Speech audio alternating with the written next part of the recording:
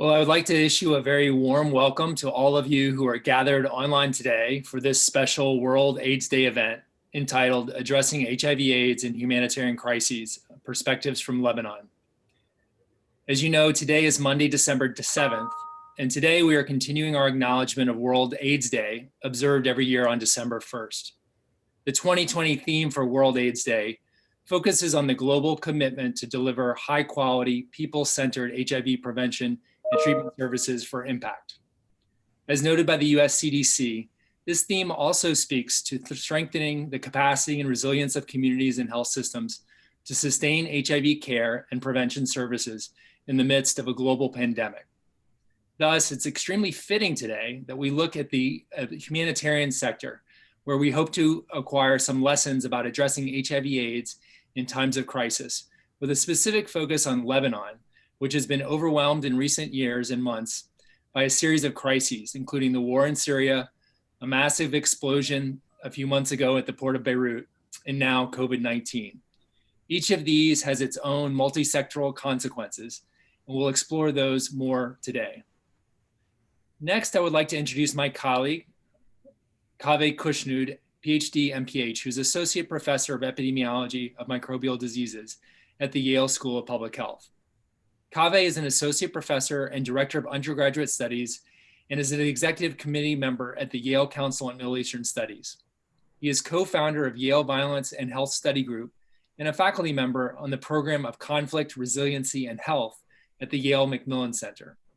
Dr. Kushnud is trained as an infectious diseases epidemiologist, and he has more than 3 decades of domestic and international experience in HIV prevention research among people who use drugs and other at-risk populations. Dr. Kushnud's research interests include epidemiology and prevention of HIV/AIDS, research ethics, humanitarian health. His projects are primarily based in China, Lebanon, and Bhutan. Dr. Kushnud also teaches courses on public health ethics and global health, and is developing a new course, which we're very excited about, on humanitarian health.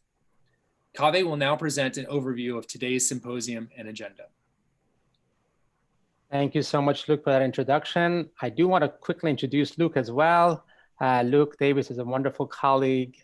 He's a pulmonology and critical care physician and an epidemiologist using translational research and implementation science to improve diagnostic evaluation and case funding for tuberculosis, a leading cause of death in low middle income countries. Luke leads several TB-related projects, mostly in Uganda. So with that quick introduction, I want to give you goals for today's symposium, and then we have a larger goal of expanding and doing a second event in the spring of 2021. So today we're going to be focusing, as Luke mentioned, on Lebanon. We're going to look at some of the research and knowledge gaps related to HIV/AIDS testing, linkage, retention, and care, both in the Lebanese population as well as the displaced population in Lebanon, including the impact that the economic, political, COVID-19 crisis have had on HIV service and care delivery. The broader goal for our workshop and symposium is to identify research priorities that are pertinent to populations at risk for HIV or those who have HIV disease in the context of humanitarian crisis. And what we would love to do is create a collaborative network of academicians, practitioners, policymakers, and other stakeholders to facilitate research and other collaboration. Next slide. I'd like to acknowledge CIRA, our Center for Interdisciplinary Research on AIDS at Yale, which was funded by an NIMH Center grant, a P30 grant, and the principal investigators, Dr. Trace Kershaw. The funding for this symposium comes from the MacMillan Center at Yale, the Kempf Memorial Fund, the Council on Middle East Studies, and also the Council on, we partnered with the Council on African Studies, the Program on Refugees, Forced Displacement and Humanitarian Response, and the Yale Institute for Global Health. So here's a quick agenda. After our introductory remarks, I will pass it over to my colleague, Dr. Rick Altiz, who will be introducing our opening keynote speaker. Then session 1, my colleague, Robert Heimer, and I will be discussing our research in Lebanon, and then we'll have some questions and answer time. And session 2, we are very pleased that our colleagues from Lebanon will join us and tell us about HIV prevention and care going on in Lebanon. And then we'll have a quick wrap up.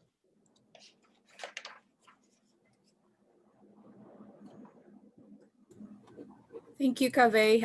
Hello, everyone. My name is Dinia Sano. I'm Assistant Director of the Clinical and Health Services Research Core at CIRA. And I would like to review a few housekeeping items. So the first is the symposium sessions are being recorded and the participant audio is muted during the presentations. If you are having any technical difficulties, please use the chat to connect with Pete Donahue for assistance.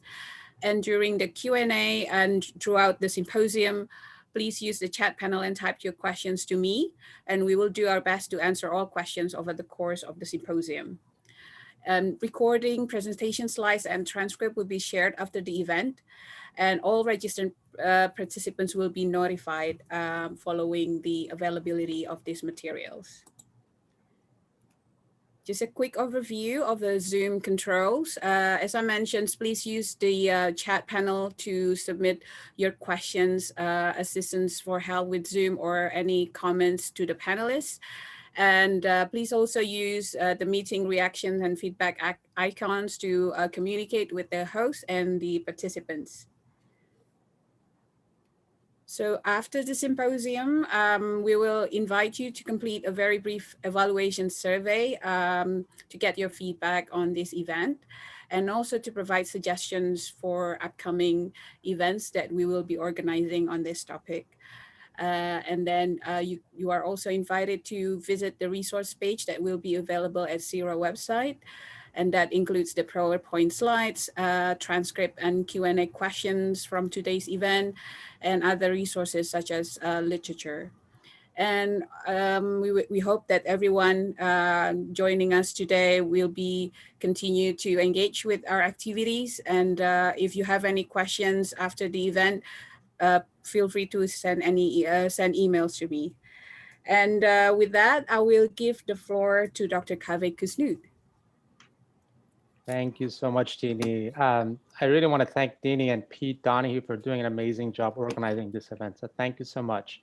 So as part of preparing for this symposium, we decided to look into the literature and begin to do a scoping review. And I want to thank Hannah Peterson, who's an MPH student at the Yale School of Public Health, who's done quite a bit of work on this scoping review. So I'm going to share with you some of the preliminary findings from looking at the literature about how HIV/AIDS is being addressed in humanitarian settings. Next slide. So the literature shows that the humanitarian crises create conditions that give rise to both direct and indirect risk factors for HIV infection. Direct risk factors for HIV infections have been documented across many contexts and settings, including among forced migrant populations from low and middle income countries, in war settings, among conflict affected and displaced populations, and among young people in transit camps in northern Uganda.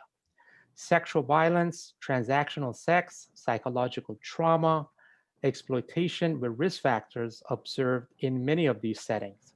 Additional documented risk factors include non-consensual sexual debut, lack of access to condoms, altered sexual networks through massive displacement, and increased drug use.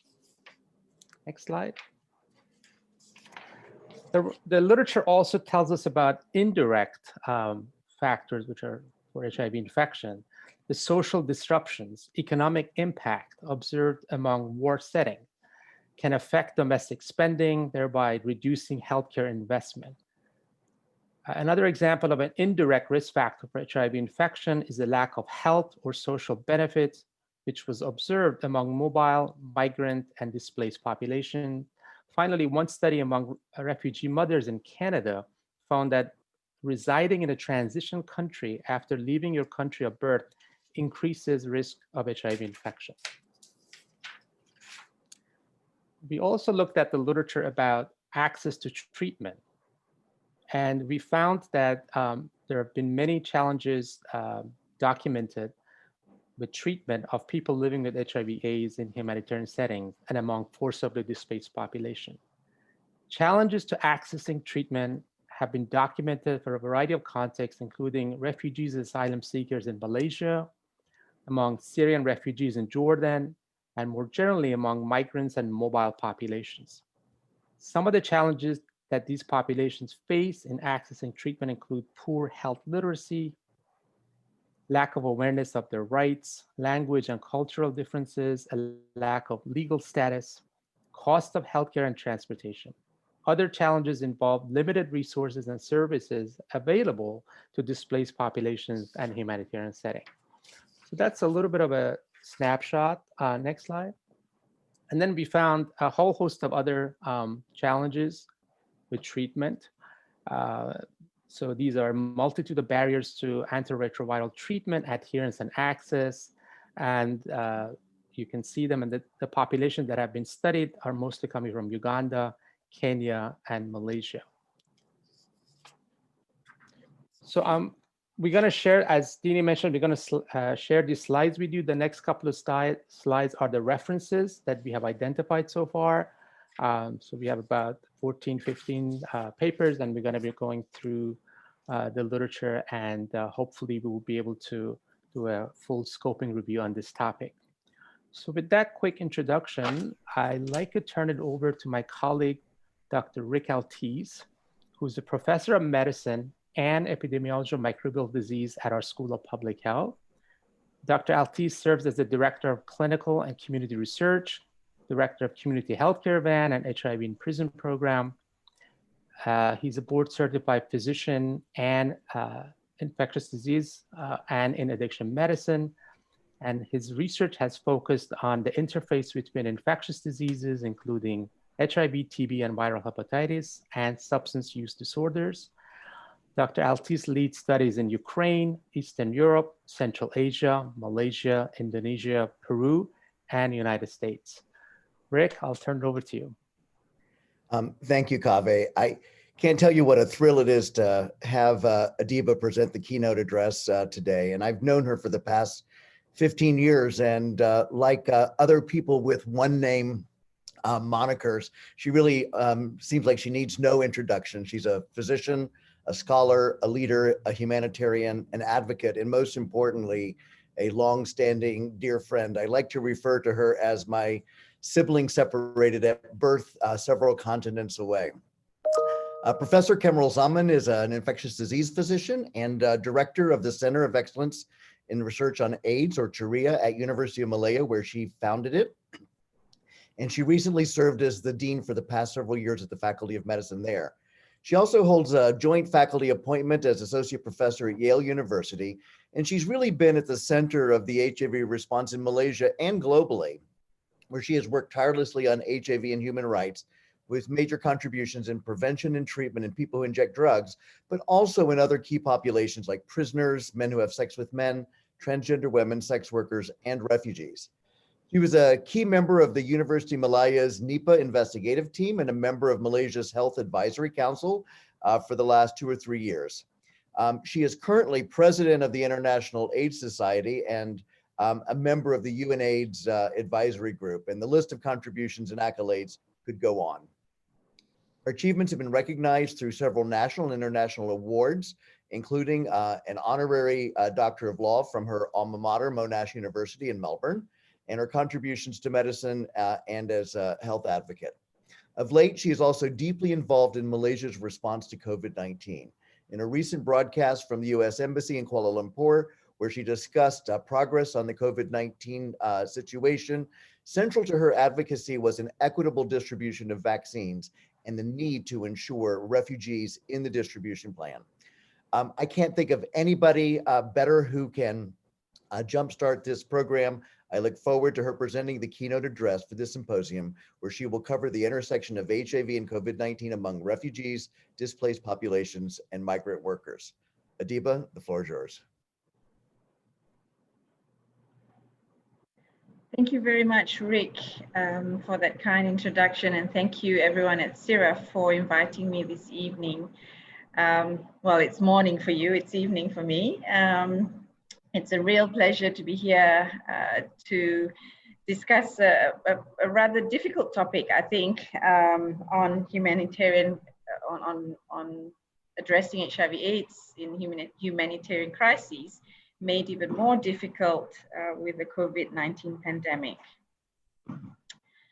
Now, the focus of my talk will be on the intersection of HIV and COVID among refugees and displaced population and migrant workers. And I'll be sharing with you some recent examples of the outbreaks that we've had here in Malaysia and also in Singapore to illustrate the sort of the deep vulnerabilities that the migrant population in Southeast Asia face that puts them at very large risk of COVID-19.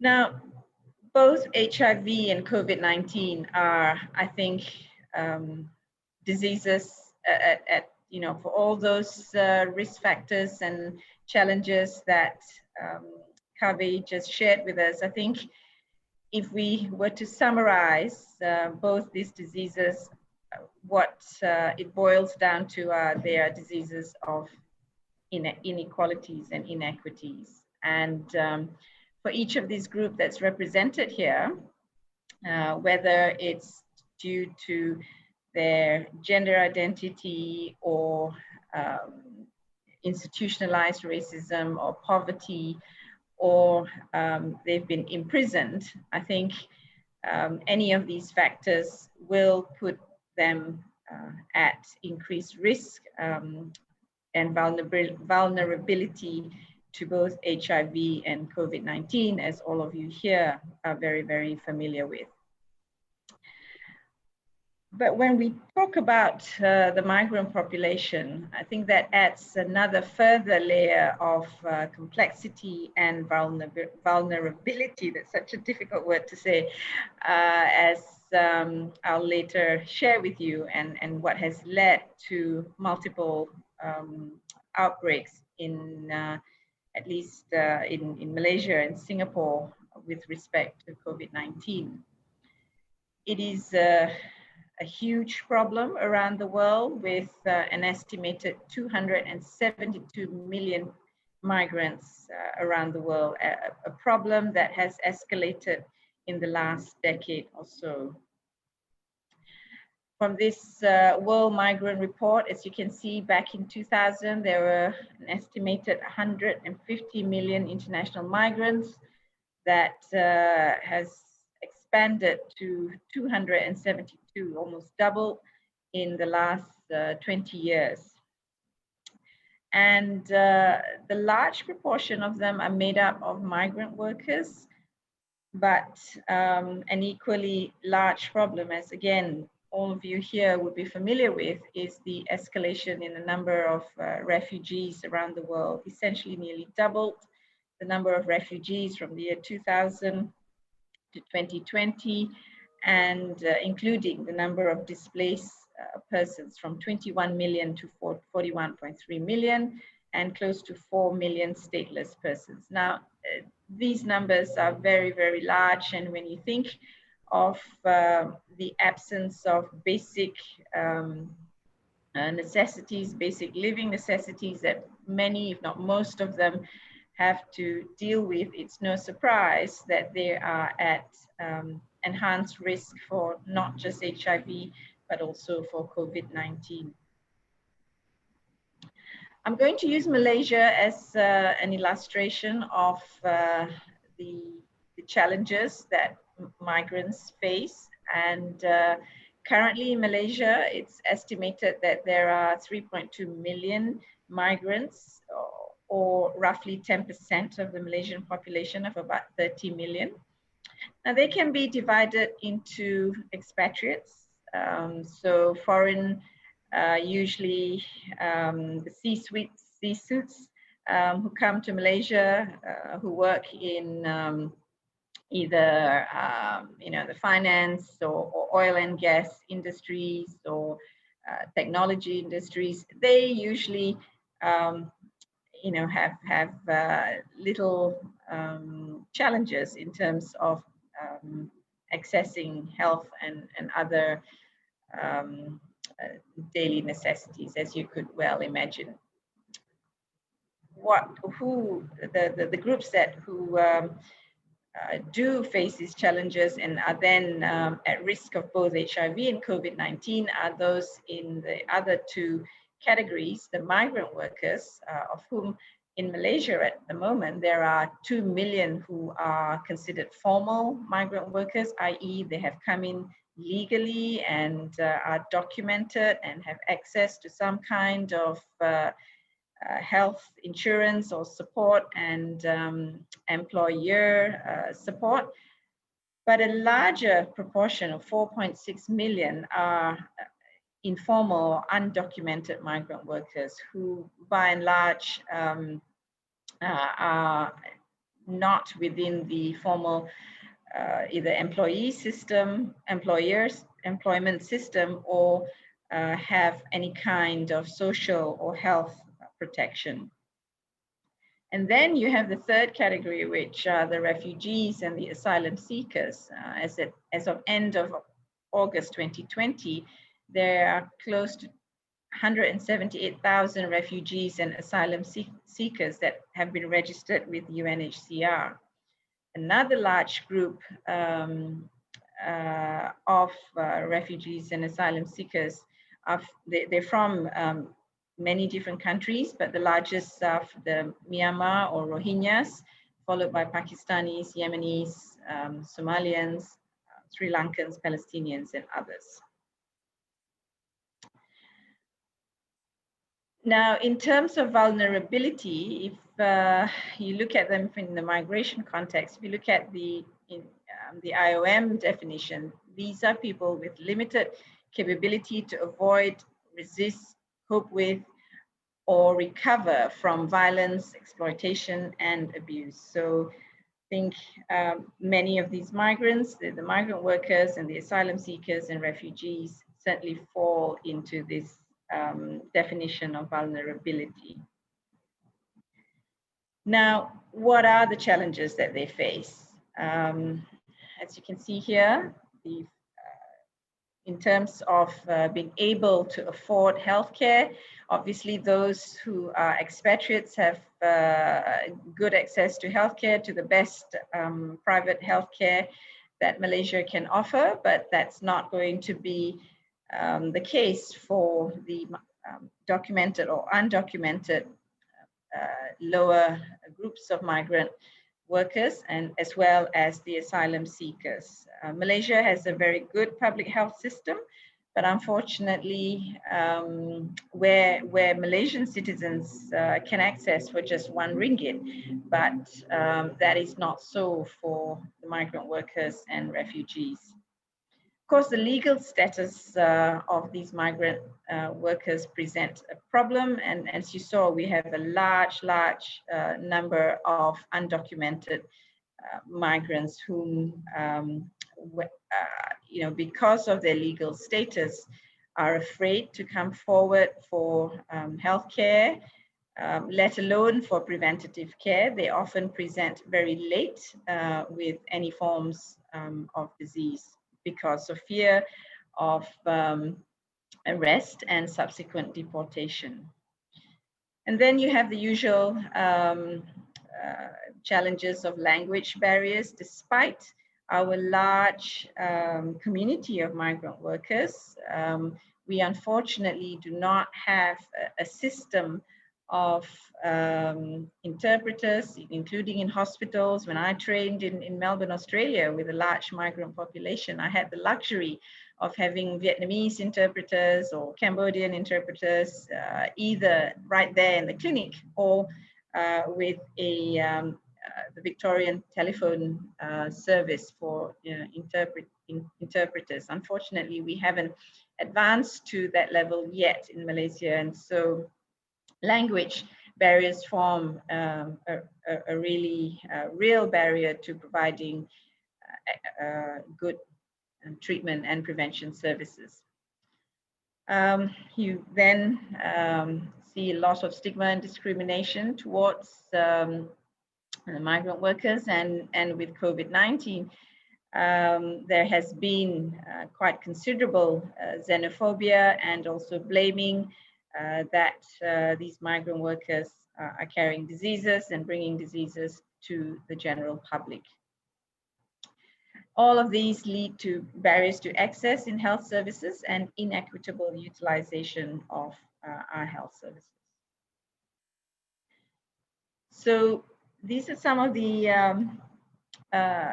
more detailed examples of the kinds of challenges and barriers that the migrant workers as well as refugees face. So you have a fee structure that can be 20 to 40 times more than what's expected of Malaysian citizens. You have document checks at public facilities, which then leads to fear of arrest and hence late presentation and late diagnoses for diseases that range from acute conditions such as dengue and COVID all the way to non-communicable diseases. In the last few years, the government has introduced an insurance scheme, compulsory insurance scheme for foreign workers and social security schemes. Unfortunately, these are obviously only available to those who are documented. So you've got another 4 million who do not have access to these insurance schemes. So as a result of that, in terms of primary healthcare, these migrants are unable to pay or afford, and that leads to an avoidance of coming forward to healthcare, and often utilize public hospitals only when they're severely ill and in extremis. So here's a long list of the kinds of barriers to healthcare services that my colleagues, Tarani and her colleagues, have documented in regards to access to healthcare for Malaysian migrants. I won't go through them, but as mentioned before, you've got financial barriers, you've got language barriers, discrimination, xenophobia, physical distance, particularly for those who work in, say, palm oil settings away from the more established healthcare centers in big cities. So these are the kinds of price differentials that you see for non-citizens and citizens. We have a kind of universal healthcare where, you know, if you go to a public health setting, you literally only pay 1 ringgit, which is not even what it's 50 cents, or not even 50 cents. It's 1 ringgit divided by 4 is 25 cents, US dollars, US cents. And you know, that's for outpatient services. If you see a specialist in outpatients, you literally only need to pay just a little over $1 US. And if you are admitted to hospital, you know, you only, your bill will only be $5 US. But those figures are for non-citizens can be up to 100 times more. So it's no surprise for those migrants who, in general, already are working in low-paid jobs. It is a big burden for them if they need to be admitted to hospitals or even come to clinics for outpatient visits. So as was highlighted by Kaveh earlier, the risk for HIV infections, therefore, in that kind of situation is not surprising because of poor access to HIV testing, poor you know, access to HIV literature, knowledge, and so forth. At least in OECD countries, it's been documented that, or not just in OECD countries, in all countries, there's of course an increased risk of acquiring HIV, more likely to experience delayed diagnosis and linkage to care compared to native-born populations, an increase in the risk for discontinuity in the HIV treatment cascade compared to citizens. And you know, as highlighted, there are multiple level barriers going from individual to policy levels. Now enter COVID-19. Already the migrant workers face huge challenges in accessing simple healthcare, HIV prevention and treatment services. And now you have on top of that COVID-19 complicating their lives even more. So for these migrant workers, what does it mean to be vulnerable? What it means to be vulnerable is in the setting of migrants in Malaysia is often, in addition to all those things that I've mentioned, they live in very crowded, unhygienic conditions where social distancing is impossible. And therefore, it's no surprise that we are seeing quite severe outbreaks amongst migrant workers currently in Malaysia. And as you all are also aware, I think one of the innovations in relation to COVID-19 has been the escalation in the use of digital technology, whether it's in health or in providing information. Unfortunately, because of the inequities and inequalities, these migrant workers more often than not experience digital exclusion and therefore are excluded from the very, very important information that's required in relation to public health interventions in the COVID era. So difficulty accessing guidance and key public messages, both from digital exclusion and language barriers. And where guidance is accessible, it's often not feasible to implement as guidance has failed to consider the life circumstances of these people in extreme vulnerability. As mentioned, you know, it's impossible to do social distancing when you've got 30 people living in a house that's meant for 3. So this is an example, and you know, those situations don't just exist in Malaysia and in low and middle income countries. This is an example from the UK of a migrant or a refugee in the UK who is a sex worker, and I think this Sarah's story is typical of, you know, people like her struggling in this COVID pandemic. She's a sex worker who's struggling financially because of coronavirus, explains the additional level of criminality that lockdown places on sex workers, how existing inequalities affect the visibility of her struggle, and how access to vital services has been disrupted within her community. And she describes how, in the same way that this crisis is making things worse for those whose lives are difficult because of lack of consideration of them in societal structures, sex workers' lives are being made worse due to the financial situation and increased need for social support. So if you have you know, a migrant worker whose only source of income is through sex work, you know, the multiple layers of vulnerability and risk are just compounded.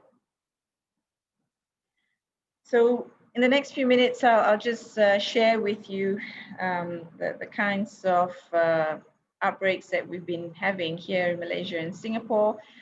And I think which brings to light the inequities and the inequalities that many migrants around the world face, that has put them at very, very special risk of the COVID pandemic. So Singapore, as this BBC News article describes, a pandemic of inequality exposed. Singapore had their outbreak a lot earlier than us. I think it was in May, that ran through till about August, where they recorded actually more than, I think, close to 70,000 cases of COVID-19. And the majority was in low-wage dormitory dwelling workers. And in comparison to the local population, prevalence of COVID-19 amongst these migrant workers was 16.3% compared to 0.04%. Overwhelmingly, the risk factor was the high density and unhygienic living conditions that these migrant workers are in, and also the lack of protection systems and lack of access to healthcare and social safety nets. So several months after Singapore had their pandemic, we in Malaysia were doing well with only double-digit figures. As you can see, we had our first, we responded very early to the news of the Wuhan outbreak, and really instituted border control and testing and quarantine of travelers who were diagnosed with COVID-19 way back in January 2020, and really managed to have a good grip of the pandemic. But then in March, there was an outbreak related to a mass gathering, a religious mass gathering. But again, after a peak of about 200 or so daily cases, they were able to break the chain of transmission, or the Ministry of Health was able to break the chain of transmission after about 3 months. And we were really lulled into complacency for about 3 months here, when really we were down to 0 or even single digit figures. Here we had an election, and there are 2 very vulnerable groups in Malaysia that now have led to this escalation in the pandemic. One is amongst prisoners, and this was how it started in Sabah in Borneo, where there was an outbreak in a detention center. Actually, it was a migrant detention center. And unfortunately, that it was overlapped with campaigning and an election in the state of Sabah that led to a big cluster in Sabah that then spilled over to Peninsular Malaysia. And now we've got a pandemic that's largely originating from factory workers and also prisons that's still not very well controlled. So we're seeing daily figures of about 1,000 to 1,600. I know this is no comparison to what you're suffering in the US, but we have a much smaller population here in Malaysia. 30 million against your 200 million. So in looking at the outbreak of COVID-19 in Malaysia, it really is an outbreak in relation to migrant workers and the prison population. And likewise in Singapore, the good thing, if there is such a thing as a good thing, is that because most of these workers are relatively healthy, young to middle-aged men, as was experienced in Singapore, and again here in Malaysia, we are not seeing too much severe disease. So most of them are in category 1 or 2 or even just 3. And many can be managed in low-risk community centers, and to date have not resulted in severe overwhelming of the health system. And so I think that the lessons that we've learned, at least here in Malaysia, is that we've unfortunately, after good control of the epidemic, as you saw, we did not pay attention to the possibility of infection amongst migrant workers and prisoners, and did not engage the community, and did not extensively enough. And it's not to say that there were no programs, but I think it wasn't comprehensive enough to ensure that that this, the information and the education reached our migrant population. And of course, in terms of the living conditions, that environment was also not addressed, and hence the crowded settings with poor ventilation and poor hygiene just became a petri dish for the outbreak of infections amongst our migrant populations.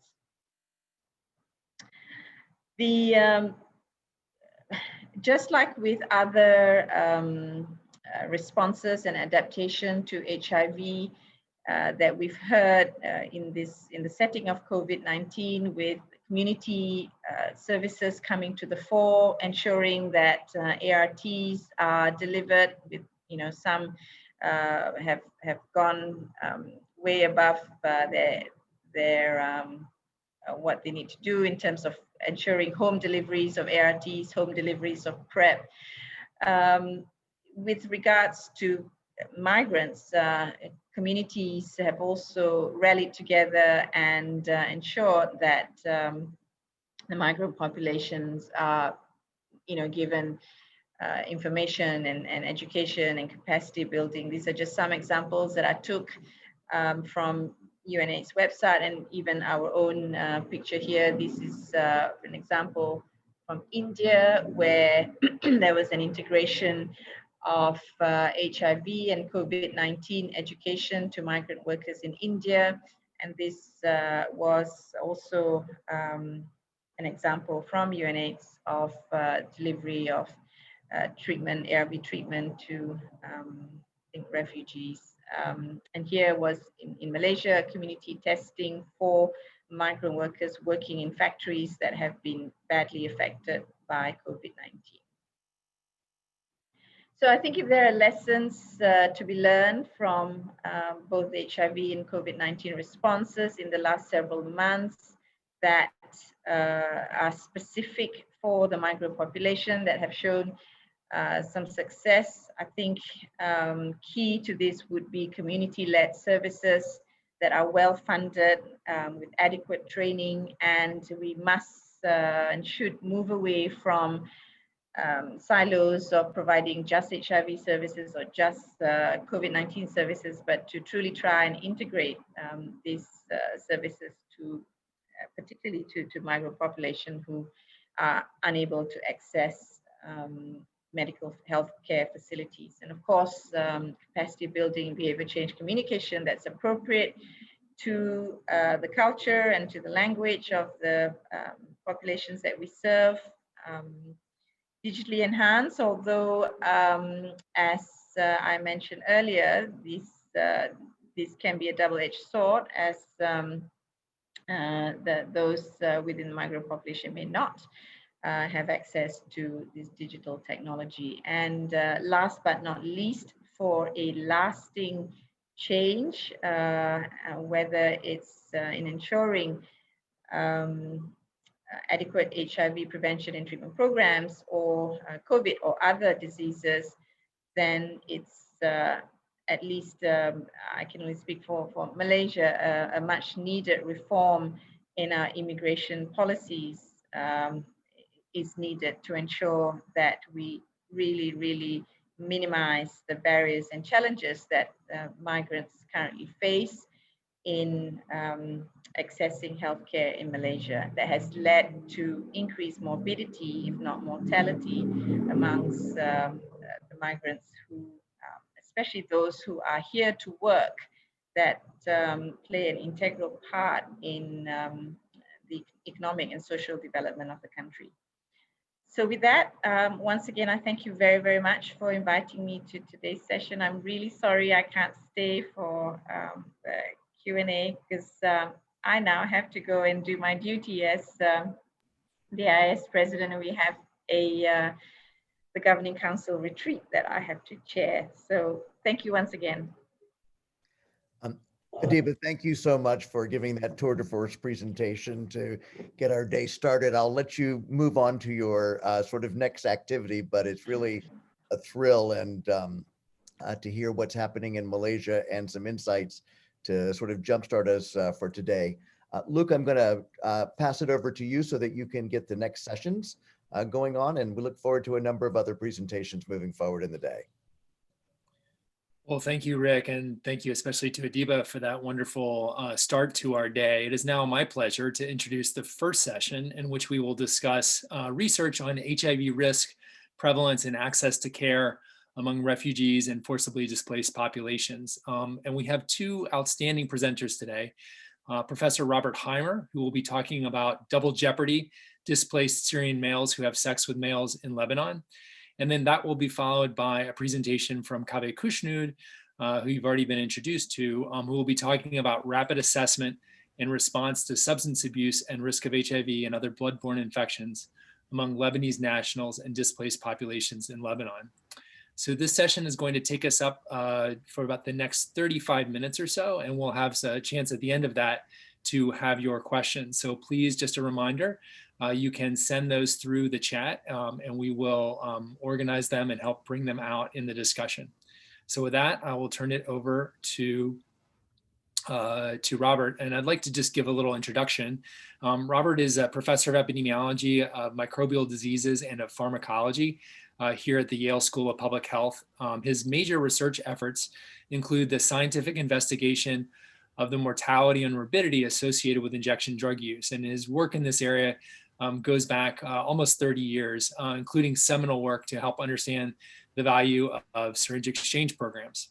His current work focuses on the context and consequences of the opioid crisis in Connecticut, which has major implications for the national epidemic here in the US, and also at the systematic investigation of HIV, viral hepatitis, and injection drug use in terms of how they interact with each other, both nationally and globally.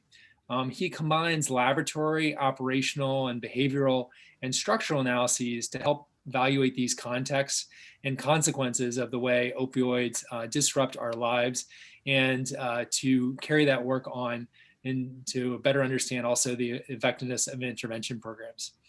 Dr. Heimer is a member of the Yale Center for Interdisciplinary Research on AIDS, CIRA, and is former director of the Interdisciplinary Research Methods Core at CIRA. And he was also previously principal investigator of the Yale Office of the Connecticut Emerging Infections Program. So thank you so much, Robert. Look forward to hearing your presentation. Well, I think I shared thank you for that very nice introduction. And it's a pleasure to follow Adiba, who the last time I followed her was at a meeting in Tehran, probably in 2005 or 6. And it's always a pleasure to follow her. So this is going to be my pleasure to talk about the work we've been doing over the last few years in Lebanon. And just as the outline of my presentation, we'll start with a little bit of background on the Syrian civil war, and then cover the LGBTQ situation in the MENA region, how we got involved in this work. We've conducted 2 separate studies, and I will compare the 2 studies, as well as focusing on the data that's unique to the second, more detailed study, and then the next steps over the course of following on these 2 studies. So the Syrian civil war began almost a decade ago now, with protests that were part of a much broader regional effort to reform governments, which we now think of as the Arab Spring. It has, I think, over the last decade, become much more the Arab Winter, but that's a different story for a different time. But the earlier conditions in Syria included a long history of a brutally repressive government under the Assad family. What I didn't realize until somewhat recently is that the origin of many of the protests in Syria were not just against the repressive government, but were brought about by a severe drought that had plagued the region for 3 or 4 years and had decreased agricultural production and had increased food instability. Prior to the war, Syria had a population of about 21 million people, multi-ethnic population, multi-religious, multi-sect population. Of that population, 6.5 million Syrians have left, and an equal number are internally displaced. This is a map of the internal displacement focusing on the Middle East region.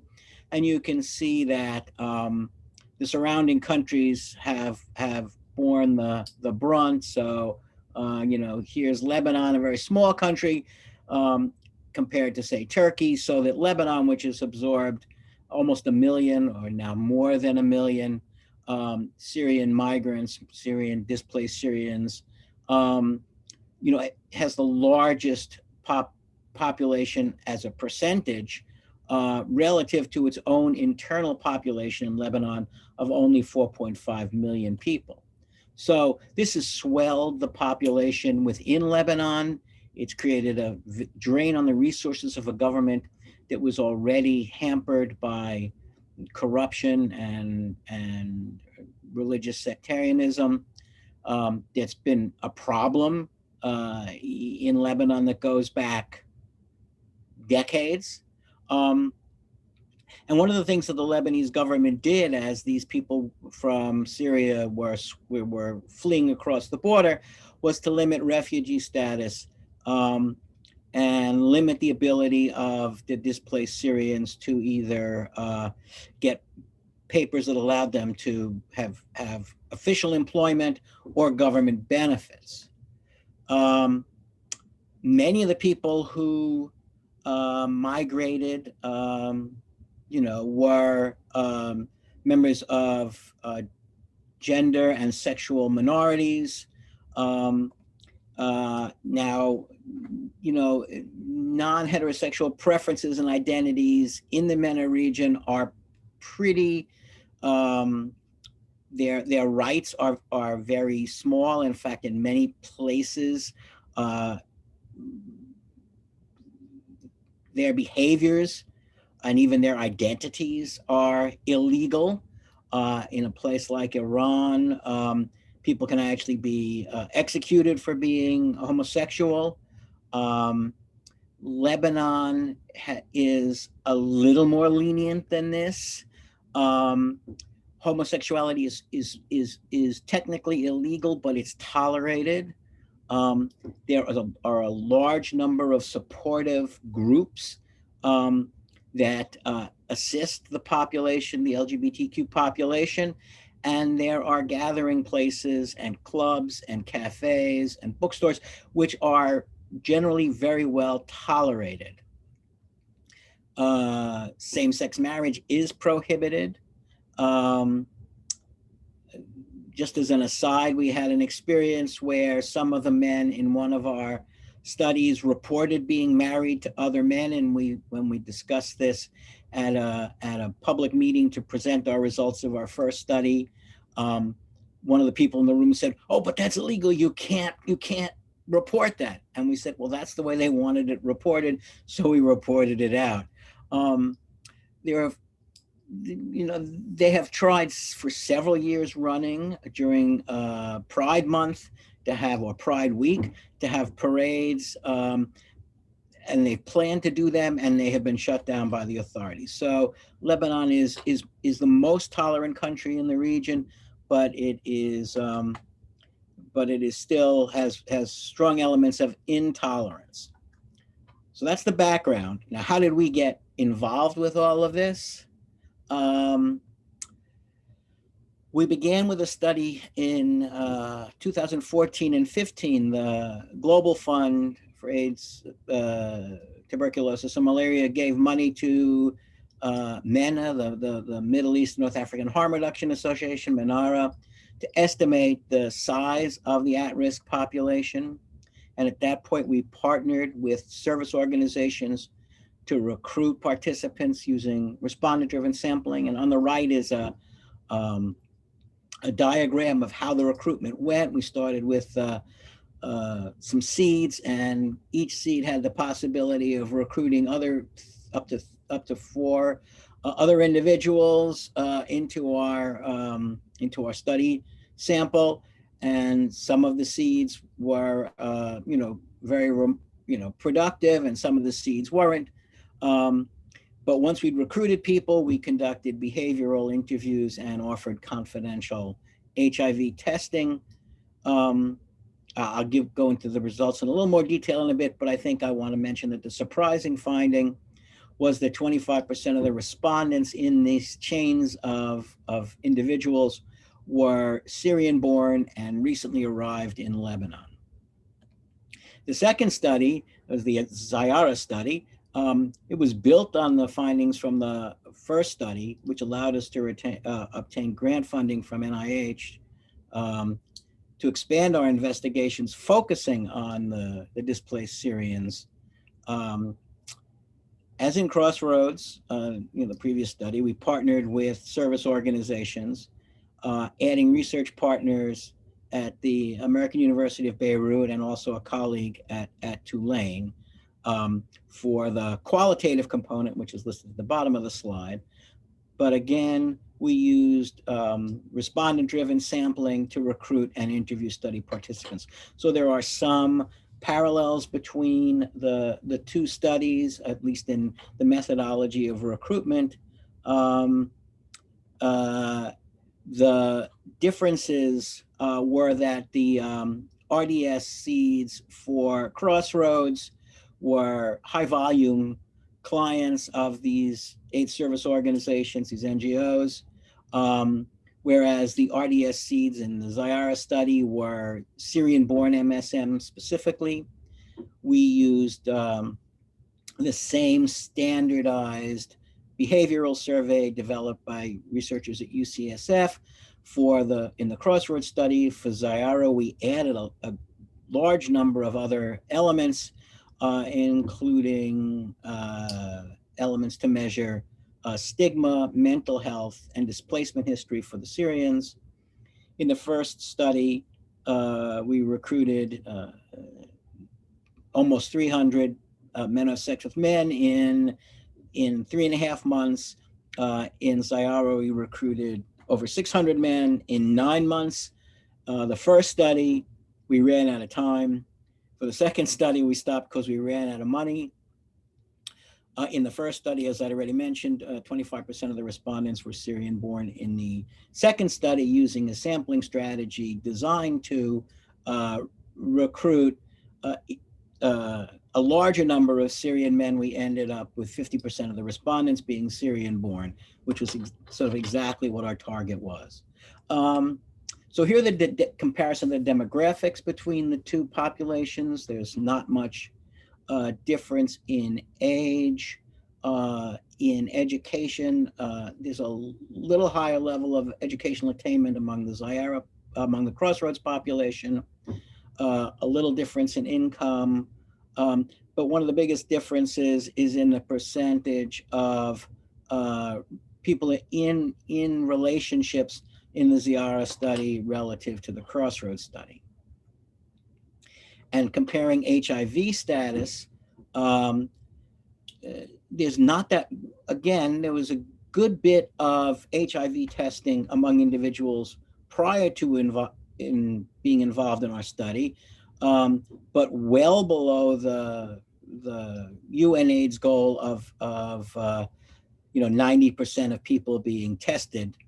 However, we tested a significant percentage of the people who'd never been tested before, or even who had been tested before.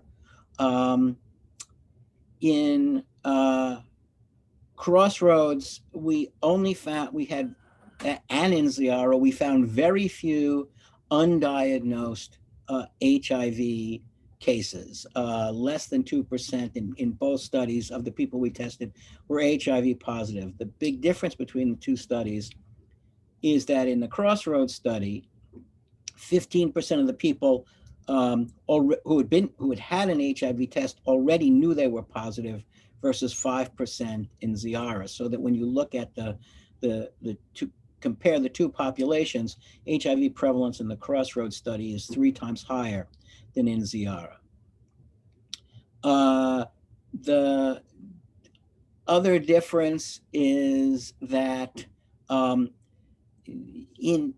the Crossroads study, because so many people had been tested ahead of time, almost all of them were in some kind of HIV care, and almost all of them were receiving antiretroviral medications. In the Zyara study, we haven't yet achieved that, we hadn't achieved that goal of more than 90% or more of the population who knew they were positive by prior testing receiving care. So there's some work to do there. But I noticed that Mustafa, the director of the National AIDS Program, just joined our study, and one of the things I did want to say is that he has, in meetings with him, he has consistently told us that it is his desire, and he would effort as much as possible, making sure that regardless of nationality, people who are HIV positive and living in Lebanon would get the care they need in terms of medical care and getting antiretroviral medications. So why this big difference in HIV prevalence? It's not the difference in the percentage of Syrians. The prevalence among Syrian-born MSM was 5% in Crossroads and 2.5% in Zyara. That's only a 2-fold difference, not not a 3-fold difference. The prevalence was substantially larger among the Lebanese-born MSM, but this is not a difference due to HIV risk behaviors. The difference was a sampling artifact. It was related to the methods to recruit participants. The Crossroads started with seeds who had frequented the collaborating NGOs, many of whom were HIV positive and relied heavily on the services of the NGO. So the sample was seeded with people who were more likely to be HIV positive, whereas the Zyara study started with Syrian-born seeds whose HIV prevalence was low. So that explains the difference in prevalence. It has nothing to do with a decrease in HIV prevalence in the population. It really is just a sampling artifact. One of the things we measured in both studies was stigma and discrimination in the behavioral survey. Both studies have 5 discrimination and 3 abuse questions framed as past year events. In Zyara, we added questions about internalized and experienced stigma associated with sexual preference. And for those Syrian-born respondents, stigma they experienced being Syrian in Lebanon. The Zyara questionnaire also contains standardized assessments, mental health assessments for depression, anxiety, and post-traumatic stress disorder. So here are where we can compare between Crossroads and Zyara is that on the 5 measures of being discriminated against, it's certainly true that the participants in Zyara were more likely to report being refused employment and housing, and generally higher levels of being abused or assaulted. The in Zyara, it's interesting that the Lebanese-born MSM were more likely than the Syrian-born to be refused healthcare, which I found is a somewhat surprising result. But the percentages are still pretty low and not statistically significant. On the other hand, Syrian-born MSM are more likely than the Lebanese-born MSM to be refused housing, employment, and to suffer those abuse or assault things. The results clearly demonstrate that the Syrian-born MSM experience stigmatizing events at a much greater rate than their Lebanese-born counterparts. In the data unique to the second study, we looked at instruments of expressed and internalized stigma. Each of these are a scale that's a composite of scores on 6 questions that are scored from 1 for less experience or less internalization of the stigma, and the higher score is indicative of greater stigma. And you can see that the Syrian-born have higher levels, significantly higher levels of both the expressed and the internalized stigma. And again, this is consistent with even, with the data or the conclusions that one might draw from the more superficial questions on discrimination. So this is not, this is now a question of the Syrian males experiencing greater levels of stigma, discrimination, and abuse. The 3 scales on mental health status were used only in the Zyara study. Again, the Syrian-born MSM were more likely than the Lebanese MSM to score above the scale's threshold for depression, anxiety, and PTSD. And the results consistent with the stigma and discrimination and abuse data clearly demonstrate that Syrian-born MSM would benefit from interventions that address their mental health needs and work to reduce experienced stigma. So the next steps, collaborating with John Pachankis, who's done a lot of work on this with MSM populations in New York and Eastern Europe, we will be developing an intervention that addresses the mental health needs of displaced Syrian MSM. Many of the Syrian MSM who have migrated from Syria to Lebanon have been granted refugee status in Europe and emigrated mostly to Germany and Sweden. Here's a larger picture of the graph of the map I showed earlier that shows large percentage of, or large number of Syrians who have migrated to Germany and to Sweden, and a large percentage of the MSM who have been granted refugee status and have emigrated to Europe, have chosen to go to Germany and Sweden.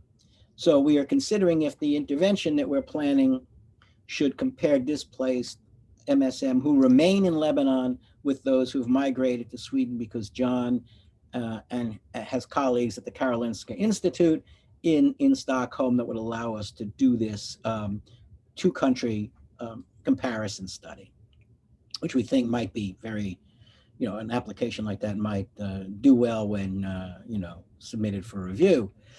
So that's all I'm going to talk about in the time I have. The collaborators, the Yale team includes Kaveh, my colleagues Forrest Crawford, Skip Barber on both studies, Fatma Shabel on the Crossroads Study. She's left Yale and gone to Harvard. On Zyara, John Pachankis and Kirsty Clarke. The Beirut research team includes Daniel Khoury, who was the study coordinator for both studies and who was an invaluable collaborator. Danielle knows everybody. I don't think we ever were out in a restaurant or a cafe or even at a meeting.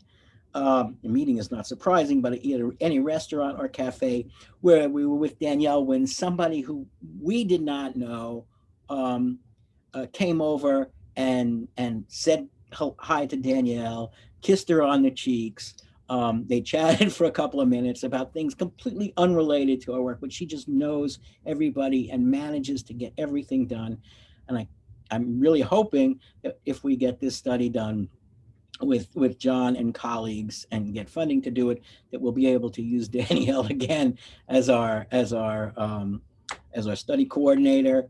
The Fuad was the who was himself a displaced Syrian, formerly a physician, a surgeon in Aleppo, who's moved to Beirut and works at the American University of Beirut. There was the collaborator on the Zyara study. We brought in my colleague David Seal from Tulane to work on the qualitative part of the Zyara study. He's really an expert on this kind of thing. Richard Brandstrom at the Karolinska Institute, we hope will be a collaborator on moving forward. And none of this at all would have been possible without the Beirut NGOs that work with the LGBTQ community, Marsa Mosaic, We Pour La Vie, SIDC, Helem, and some of the collaboration and some of the bureaucracy in terms of getting funding out to study participants was handled by the Arab Foundation for Freedoms and Equality, which is the umbrella gay rights organization in Beirut. And that's all. So how are we handling this? Are we going to ask questions now? Or are we going to hold them until later? We'll go ahead and have Kaveh give his talk, and we're running a little bit behind. So why don't we try to extend this session by about 5 minutes? We can take that out of the final session, and we'll save time for 1 or 2 questions. Please enter your questions in the chat.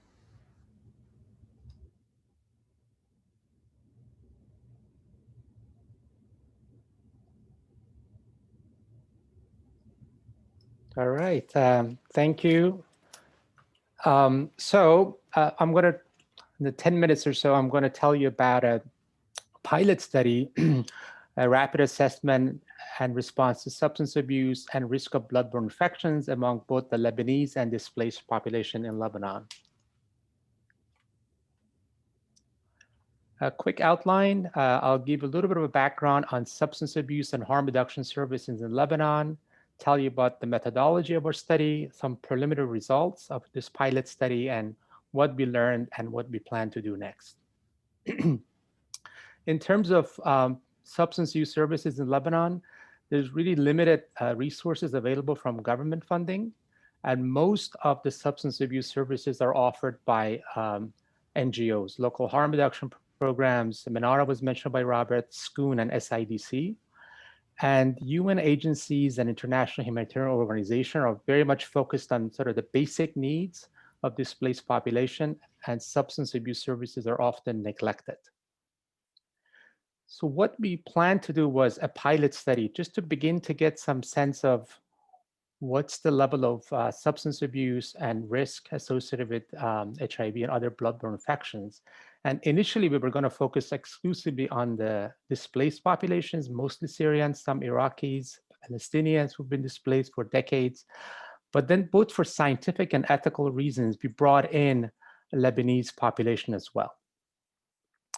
So the research strategy is kind of a typical rapid assessment and response methodology. And what we had hoped to do was begin to do some social mapping of substance abuse sites. We wanted to get a sense of where drugs are being used. The local IRB in Lebanon did not allow us to do that. They thought that was too risky.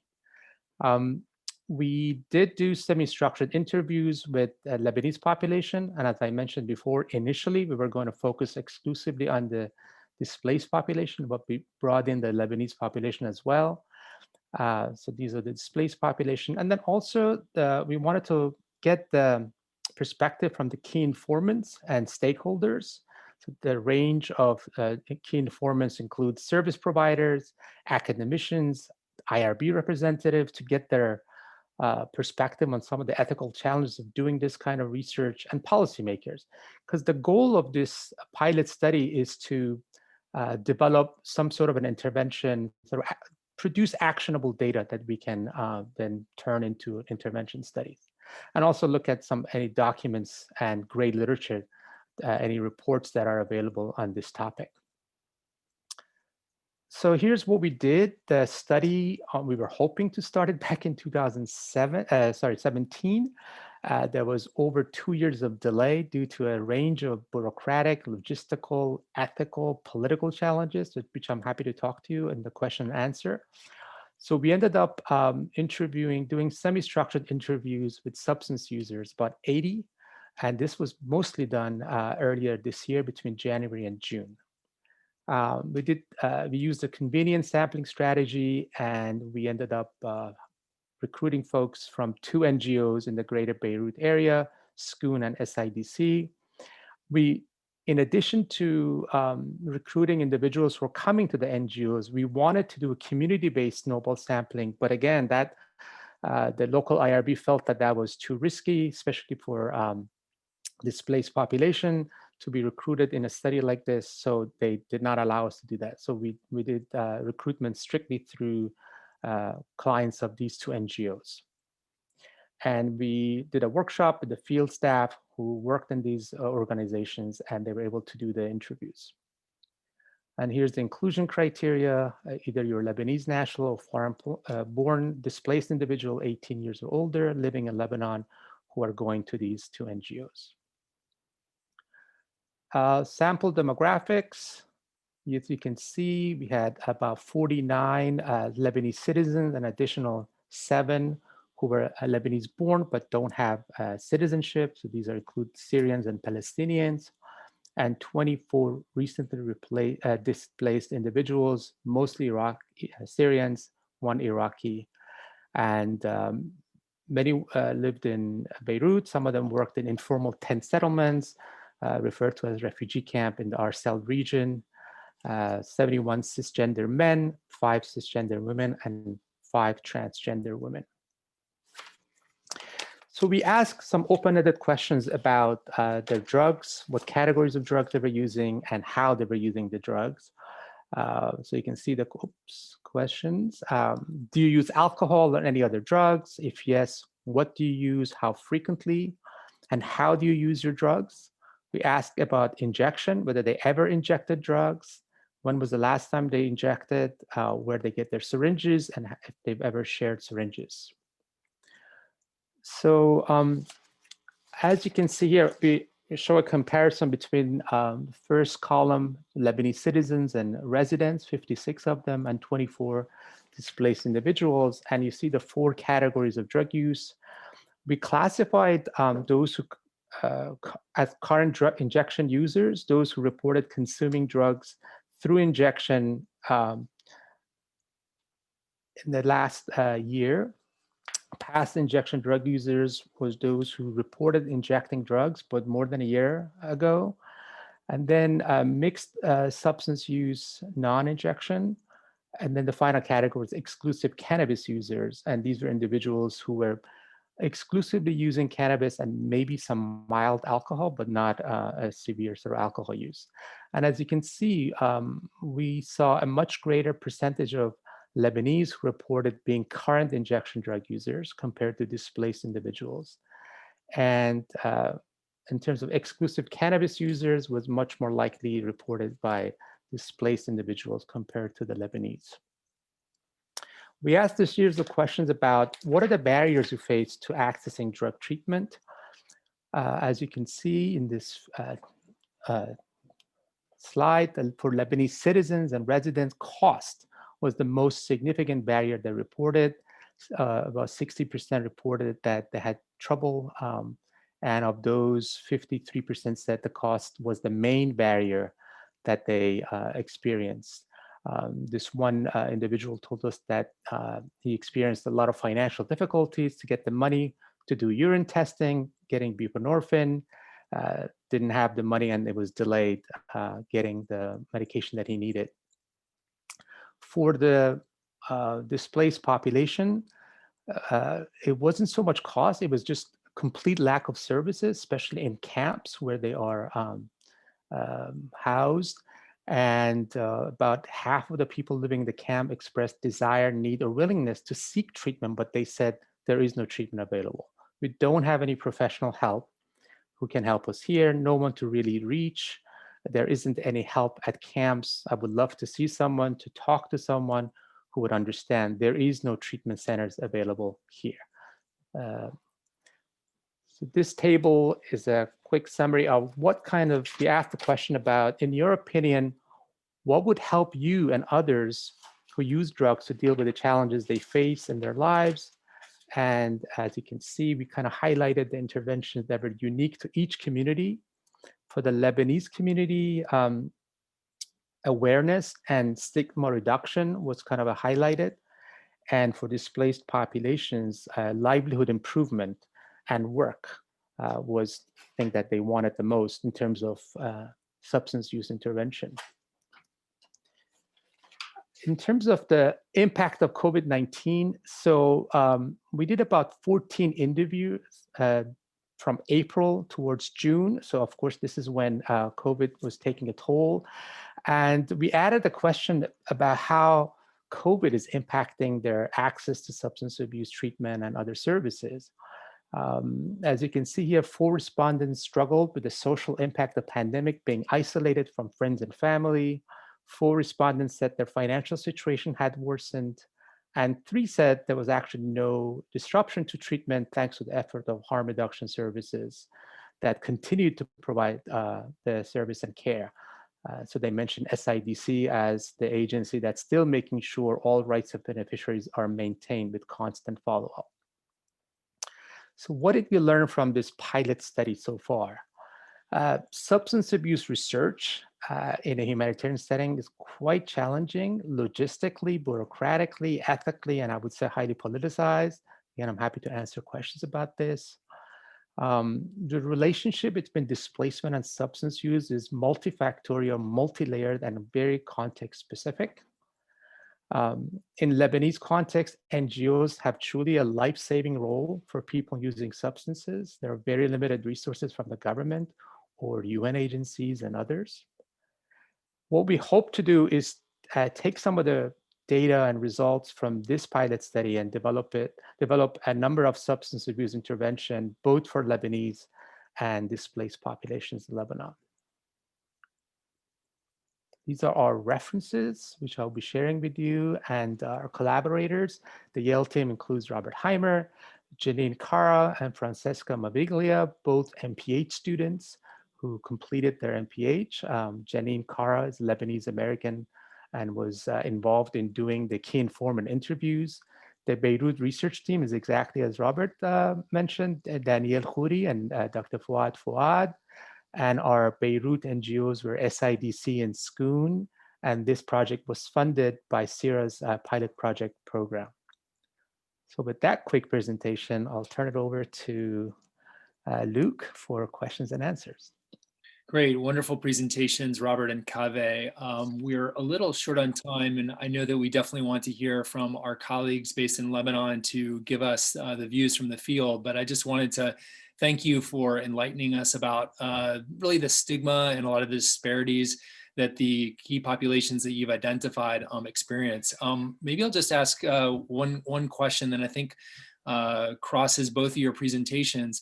Those factors that I mentioned, stigma and disparities, do make it very challenging to engage populations as we would like to do to really understand. And I think you've given a nice array of some of the explanations that people are facing, but how do we get towards sort of more representative assessments in terms of research, in terms of getting both Lebanese and Syrian individuals in this context to participate in research, given all of these challenges?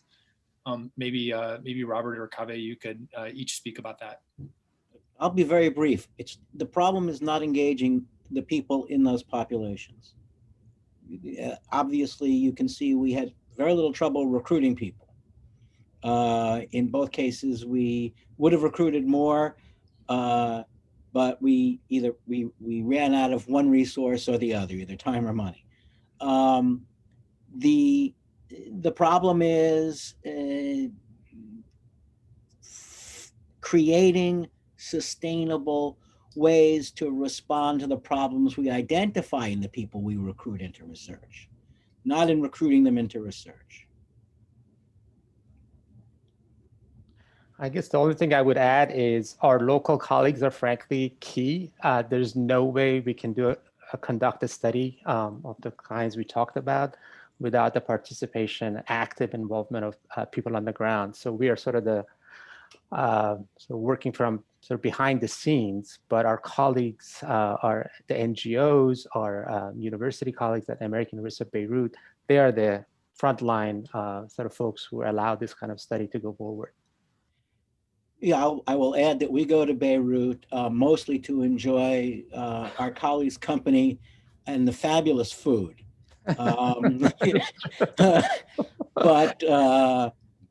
our colleagues are the ones who do the work, both the colleagues at the NGOs who do the important day-to-day work, and our research colleagues who are really committed to filling in for the fact that governmental systems are remarkably dysfunctional, kind of like our own federal government under the current administration. Well, thank you, Kaveh and Robert. Maybe that's a perfect transition to hearing more about perspectives from the field, and I'll turn it over to Kaveh to introduce our next session. Okay, thank you so much. So I'm delighted to welcome Dr. Nasreen Rizk and Eli Araj from Lebanon with us. You have the full bios. I just want to mention Dr. Rizk has been a wonderful colleague for many years. She's actually worked at Yale and taken care of people with HIV infection. She's an assistant professor of infectious disease with a specialty on HIV/AIDS. And she's a member of the faculty of medicine at American University of Beirut. Her research has focused on clinical care and also epidemiology of HIV/AIDS in Lebanon and the Middle East, and the treatment cascade in addition to retention and care. She received the International AIDS Society Award for doing the right thing back in 2018. Eli Araj is another wonderful colleague who's trained as a nurse.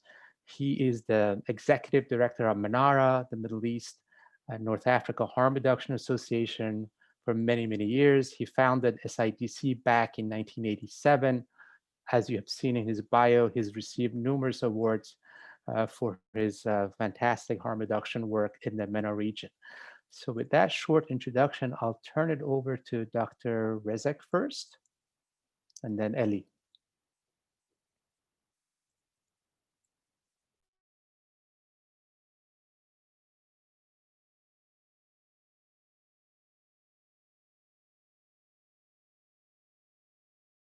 Nasreen, can you unmute yourself?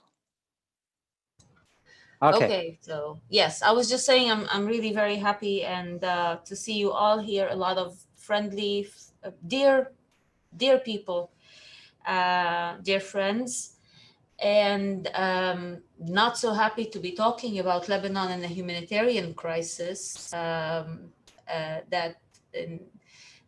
and I thought I would, with Edi, we would shed the light a little bit on and shift gears from your focus on and your research that was really instrumental in understanding and so many issues related to the refugees living in Lebanon to shifting gears a little bit to the situation currently in Beirut. You talk so well about Beirut and you love it so much, but it's not, unfortunately, it's still the same, but it's a little wounded.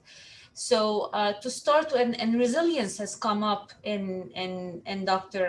Kamaluzzaman's address and keynote address, and in the IAS also. As a term that probably characterizes this year 2020 in terms of our HIV communities and affected communities, that resilience has been such an important characteristic. And I think resilience applies really very well to our reality here. So to start with the Lebanese, and it's just going to be really very quick, but an overview of what Lebanon's been through over the last maybe 12 or so months. So we were aware that there was a financial crisis, and it became evident as of the summer of 2019, a very severe financial crisis. In 2019, a revolution, like we like to call it, or a social movement erupted in Beirut and started, and also nationally, a lot of protests were taking place everywhere against that, against the system, the political leadership, the corruption that we know, and you talked about also, you mentioned, Robert, earlier. So we knew we had severe systematic problems in the governance of this country, and that our livelihoods and economically, financially, were going to be affected. And as you mentioned also, Lebanon is really a very small country, but very important as well in the Middle East. And everything that happens in the Middle East really affects the situation in Lebanon. So this is how it all started in October, November 2019.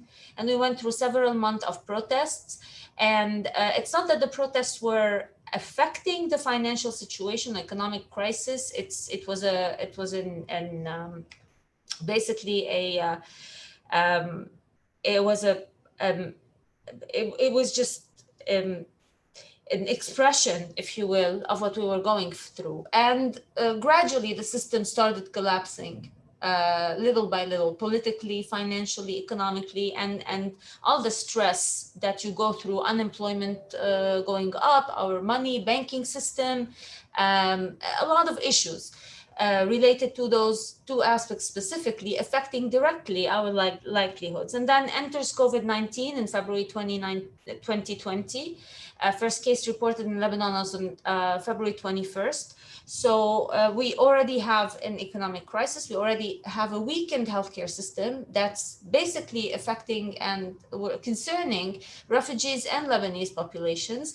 And remember, you mentioned that almost 1.5 million Syrian refugees were living in Lebanon at some point during in the last year. So a strained healthcare infrastructure and a system, and a pandemic, and an economic crisis, and all the political turmoil that was going on created really escalated, if you will, the fragility of this system, especially in relation to when we're talking about HIV and STIs and prevention and all of those efforts, because priorities were shifted to fighting an epidemic and a pandemic. And the system is already weak. So there's probably more reliance on international help. And again, that escalated. So today, we've had so far in Lebanon 137,000 cases of COVID-19, and there's no distinction, I think, between Lebanese and non-Lebanese or refugee in this context, and more than 1,100 or 1,100 deaths since February 2020, which is an interesting number. So this pandemic is a driver of destitution everywhere in the world, and particularly in a system and a context where you already had an economic and financial hardships, unemployment, again, migration, everything was contributing to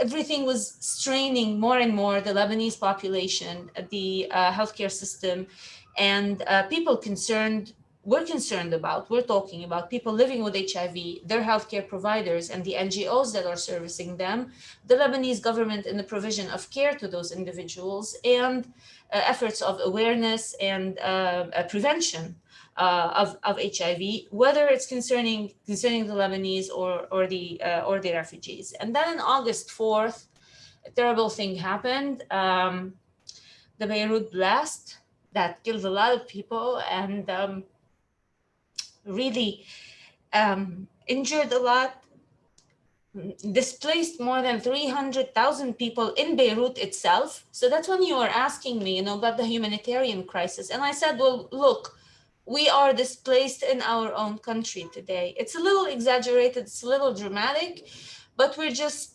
witnessing. It's just it's the effect, cumulative effect of all of these crises, one after the other. Any country in the world has been really suffered economically due to COVID-19.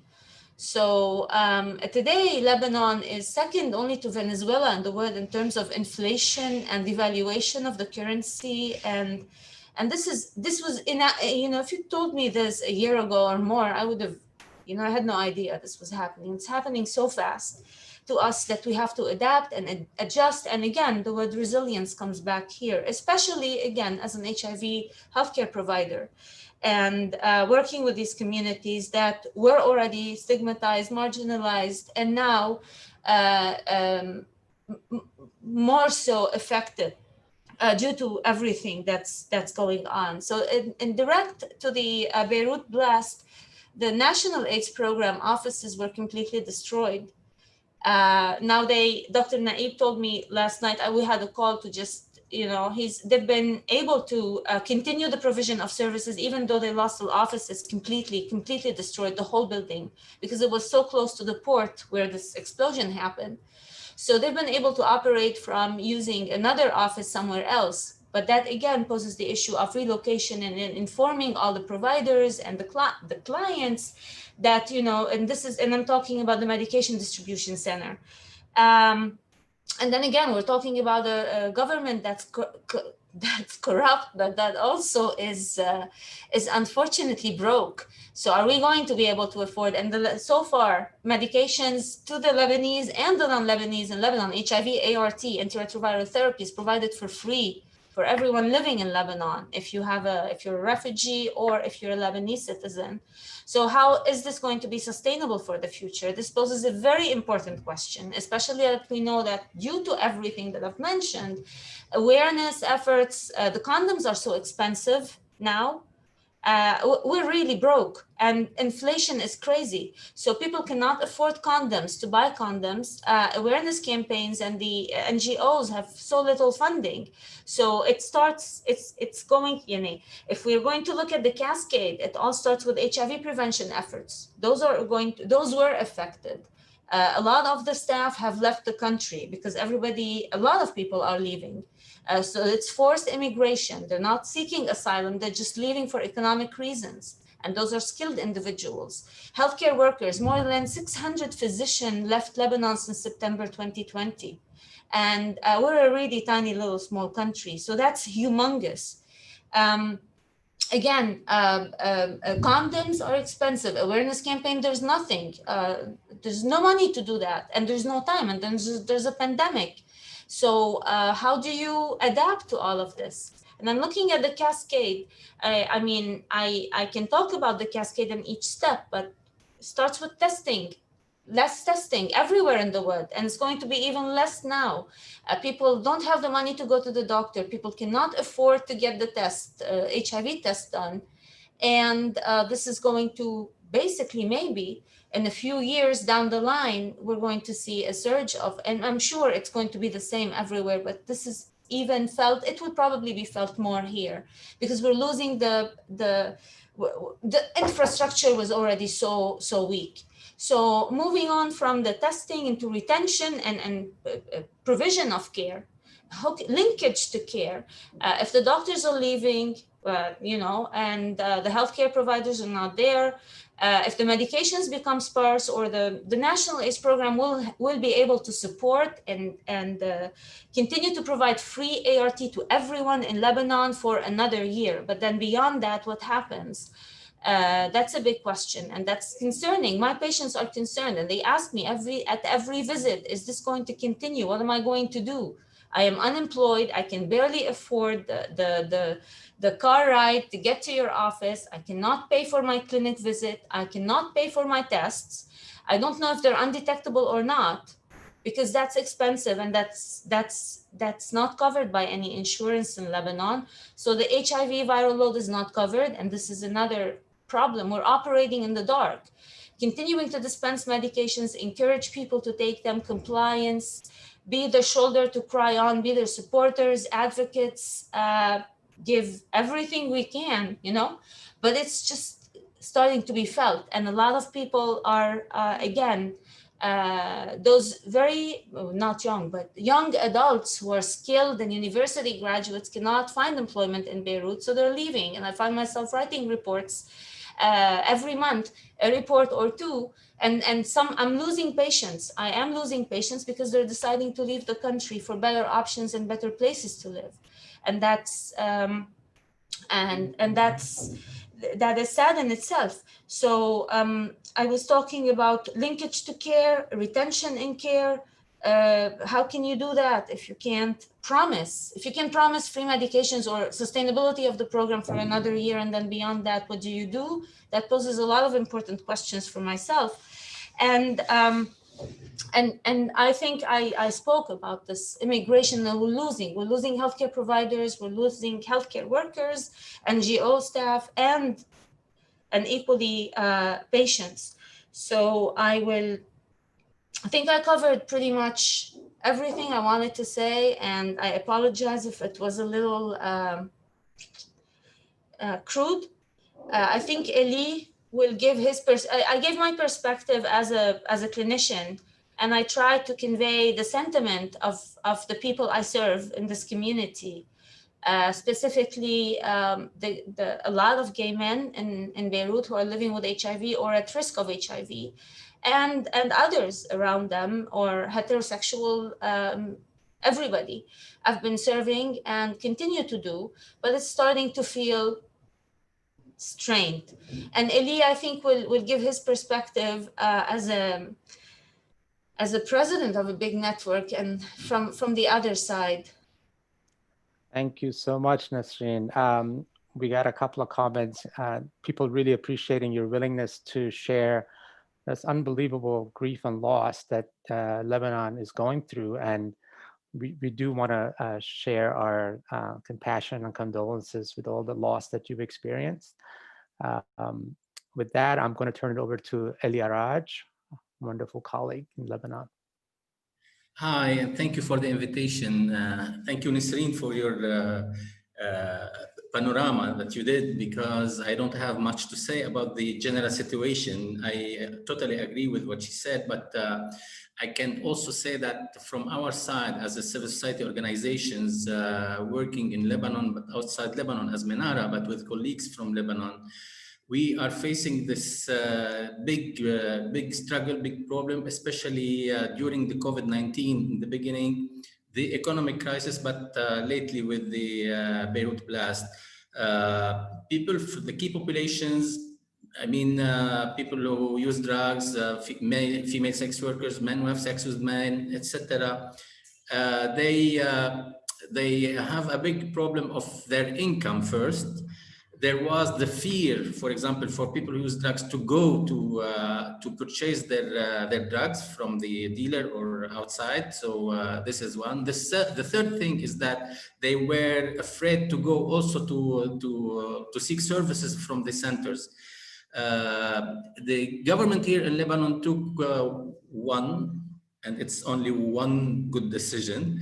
Is that they give the chance to those who are on OST to have their medications for 2 weeks, not on a weekly basis, in order not to let them come every week to the centers. However, this community, especially, they are lacking of resources, of money, and retaining them on the treatment is very, very hard nowadays. This is from a part. From another part, I had the chance to visit some of the community members, especially transgender women who live near to the Beirut explosion. And here there was a big also problem, because this group, they don't allow themselves to go and live with their parents, let's say, at their own villages, because they're known as a transgender. So they were living in ruined houses, waiting for the support from the government. Until now, we didn't see anything from the government. Also at the NGOs level, I can say that they had to manage and to cope with the situation. Some of the services shifted from face-to-face, let's say, mental health sessions or other services. They shifted them to the online services. You named SCOON and SIDC, MARSA, and the others. They have lots of sessions online with their clients, with their patients. However, some of the issues that needs their presence, they have to come to the office. So they shifted also the time and the number of patients at the same time in the centers because of the COVID-19. Also, we had to cope with the financial situation, and nowadays Menara, who was supposed to do advocacy, capacity building, and so we are somehow in the relief because of the poverty that is covering most of the Lebanese population, but also especially the key populations. So we are providing some food boxes and hygiene kits and the sanitizers and all of that to the NGOs to distribute them to the key populations.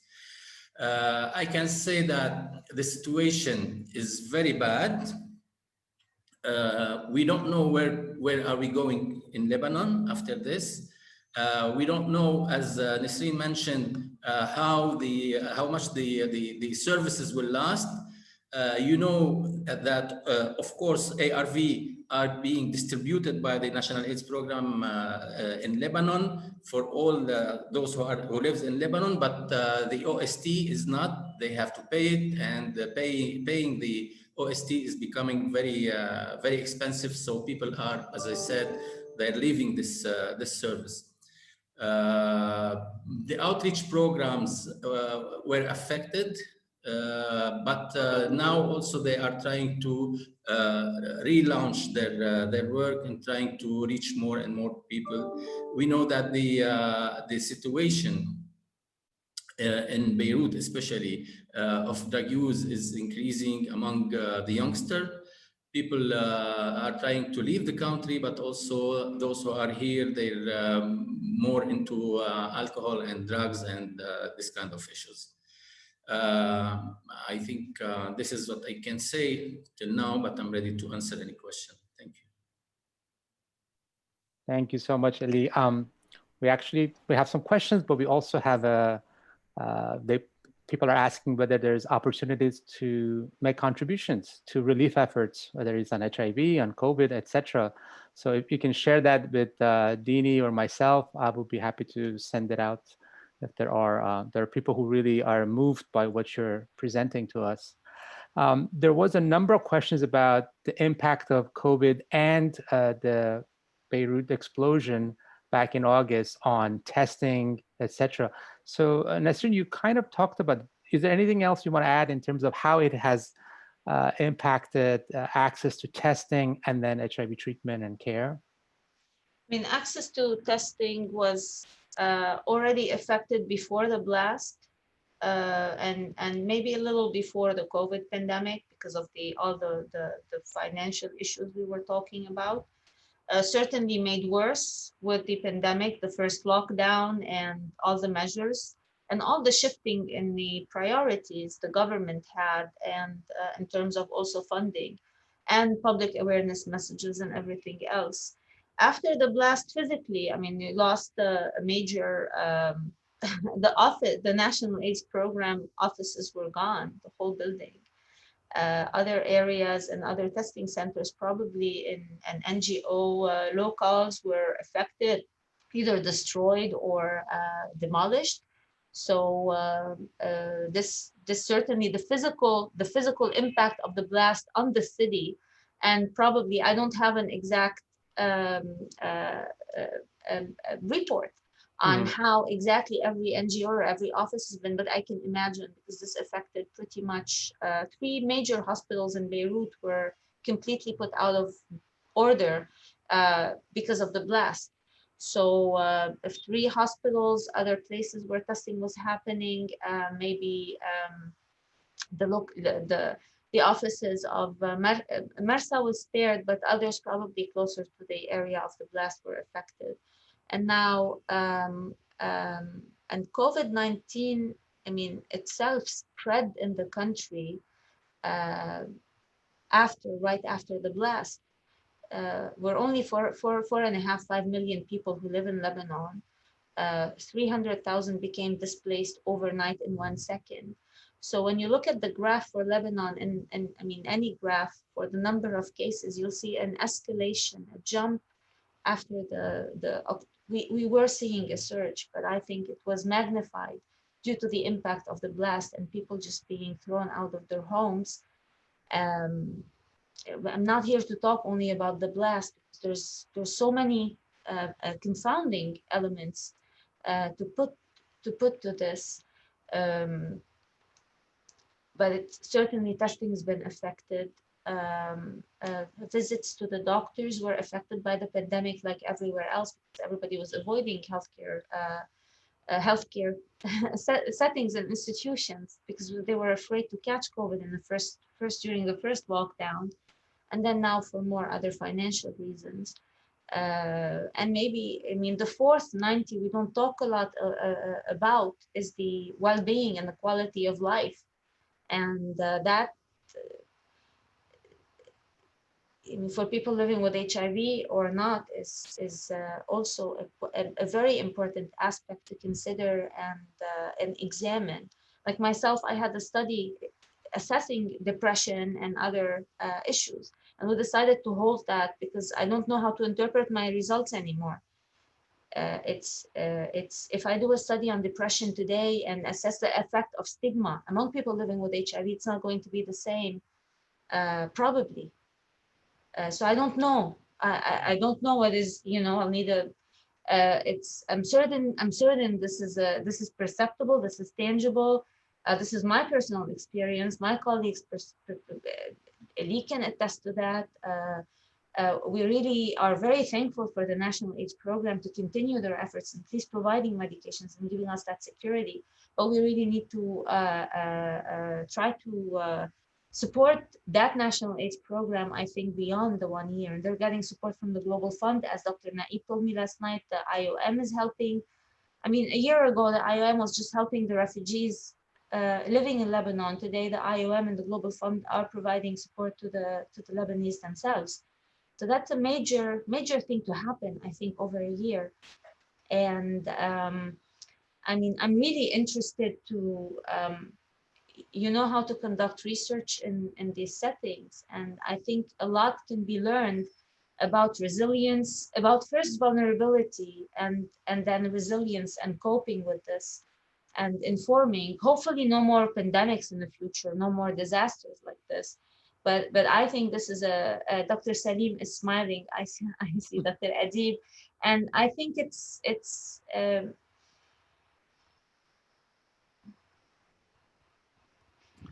Thank you, Nesreen. If I may, Kaveh. Oh, please, go ahead. To add something about the testing, I can say that yes, the testing issues were affected after the Beirut blast, of course, but also by COVID-19 restrictions. However, 2 years ago, Menara, in collaboration with the National AIDS Program, we managed to mobilize a small grant from AIDS Health Foundation to purchase self-testing. Unfortunately, we found that there is a resistance at the NGO levels from using this self-testing, which is a WHO recommendation. So I don't know how much we still have a test kit, self-test kit at the National AIDS Program, but I think we can use it as in this crisis. Thank you for that. Just one more. Just one more observation, actually, and I mean, in terms of the testing and we're starting to see, even though albeit not very late, not made very late, only because of the pandemic, but late presenters diagnosed with AIDS. who probably had to defer going to the doctor or being tested because of the pandemic and all of these other issues. So presenting acutely to the healthcare, to the emergency room to be hospitalized and admitted with AIDS and AIDS defining illnesses, opportunistic infections or other. So that's another thing to, that's another also aspect to consider. I'm sure it's the same everywhere. This is the same experience, but probably more magnified again by the tremendous, the other two. Thank you, Nasreen. As you saw in the chat box, Dini just mentioned that we've got a lot of questions and comments, and unfortunately we are sort of running out of time here, but we will be sharing these questions with the panelists, and then the questions and responses would be put together in the proceedings coming from the symposium that we will share with all attendees. So I'm going to turn it over to Luke to give us some concluding remarks. Thanks so much, Kaveh, and thank you for that wonderful session. I just want to say how much we appreciate the chance to get together and hear this highly informative, but yet somewhat sobering assessment of the challenges that we face as a global community to address HIV/AIDS and humanitarian crises. In particular, I just took a few notes, I think too many to go over here, but Adiba, first of all, enlightened us to the fact that there are over 272 million migrants in the world, including 41 million displaced persons and over 25 million refugees. And that these individuals and populations face unique vulnerabilities related to the physical and financial barriers that they have to accessing high quality HIV/AIDS prevention and care, a lack of culturally relevant services, both language-based and that are sympathetic to their particular needs. And then I think, interestingly, digital exclusion, which is so important in today's world in terms of how we connect with one another and access care. And she also highlighted how COVID-19 really has exacerbated these disparities, adding additional financial insecurity, challenges to address public health recommendations. And we heard the theme throughout today, the fact that the crowded living conditions, the crowded working conditions that these populations face really increase their risk of COVID-19 in addition to so many other challenges. Some of the lessons that Adiba highlighted were the cultural humility and risk communication are really fundamental. The need to really elevate community-based perspectives, and I think that came out as we heard from Nasreen and Ali about their work. And the fact that we really need to focus not just on the medical determinants of health, but the social determinants, and think about ways of delivering integrated services to address the many needs that individuals have, using behavior change communication and partnering with employers and various civil society organizations that can help us reach others. In the second session, we heard from Kaveh and Robert about the Lebanese situation, and they shared rich data on the barriers that these populations face in that setting. I think highlighting the fact that these individuals are very willing to participate in research, but that their displacement and difficulty in accessing HIV testing, care, and prevention needs more sustained solutions. Nasreen gave a very moving, I think, personal and professional experience about how, as doctors and as citizens, those living and working in Lebanon are starting to feel themselves displaced in their own countries, as this crisis has really sapped every available resource to do even the most fundamental things that we know are necessary to prevent and care for people living with HIV and at risk for HIV. And Ellie also highlighted the powerful role that civil society organizations can play in responding to these types of needs, but also the incredible uncertainty that exists about how this may be continued given the lack of resources and the ongoing threats that are coming.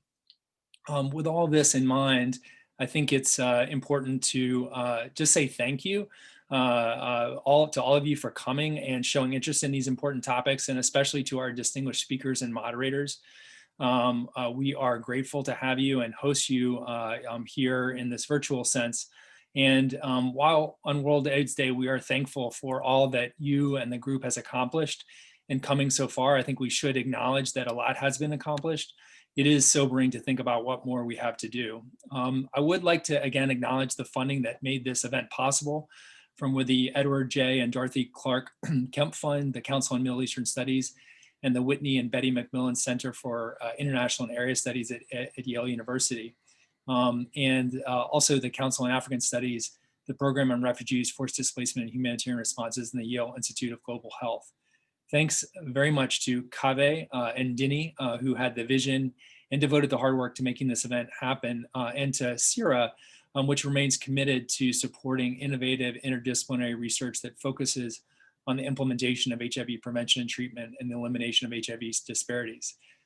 Please stay tuned. We have more programming planned in this area, including an upcoming symposium that we hope to schedule in 2021 that will expand our work and our collective work, developing a research agenda to develop research priorities related to refugees and displaced populations at risk for and living with HIV, and to extend this collaborative network that we've started today, including academics, practitioners, policymakers, civil society organizations, clinicians, and other stakeholders to facilitate research and other collaborations.